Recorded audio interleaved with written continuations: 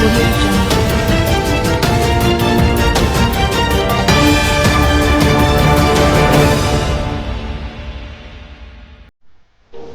आध्यात्मिक संगठन श्री जगन्नाथ चिंतन और चेतना वर्ल्ड वाइड तरफ तृतीय श्री जगन्नाथ विश्व आध्यात्मिक समावेश 2 तारिख दिन श्री जगन्नाथ धाम पुरी ठारे गोवर्धन पीठाधीश पूज्य शंकराचार्य श्री निश्चलानंद सरस्वती द्वारा उद्घाटित हो जाएगी।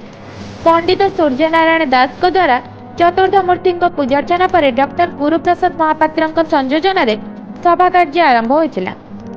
प्रथम विशिष्ट संगीतज्ञ श्री श्रीचरण महांती भजन परिवेशन करथिले एवं विशिष्ट नृत्यशिल्पी बीएन बैसारी ओडिसी नृत्य प्रदर्शन करथिले।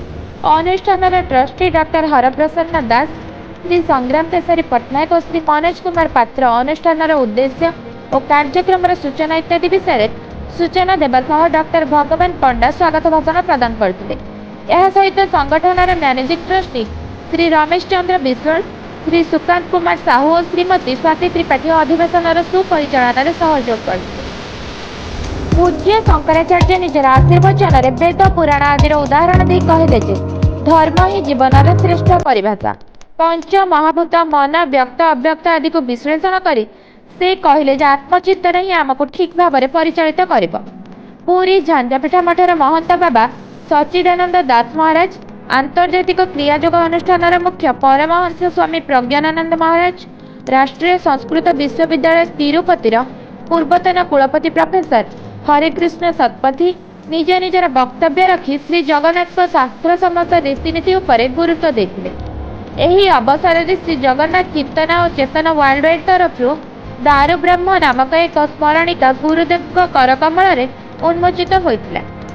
अपराह्न अधिवेशन प्रसंग थिला विश्व अदिनिया रथयात्रा, जो सभापतित्व करते पुरी झांझापीठ मठर महंत बाबा सच्चिदानंद दास महाराज।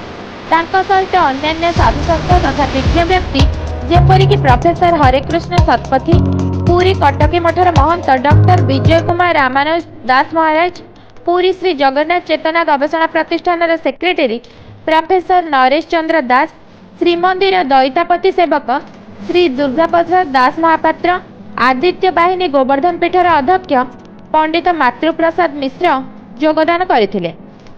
यह सहित विदेश विदेशर किछि विज्ञ वक्ता मध्य अदिनिया रथयात्रा उपर निजर वक्तव्य रखिथिले। सेमाने हेले महाराष्ट्र ओडिया वेलफेयर एसोसिएशन मुंबईर श्री अनिरुद्ध कोण, सान आंटोनियो अमेरिकार सानंत दास, लंडन यूके अमिता मिश्र। आलोचन जना पड़िथिला जे प्रत्येक व्यक्ति यही अदिनिया रथयात्रा को नहीं असंतुष्ट एवं एबे समय आछि यार प्रतिवाद करबा जहाँकि शास्त्र सम्मत। यह सहित गुरु नलिनीकांत नायक भजन परिवेश को आहरी भक्तिमय करथिला। संध्यार नाम संकीर्तन मंडली टाउन हॉल ठारू बाहरी श्रीमंदिर परिक्रमा करथिला।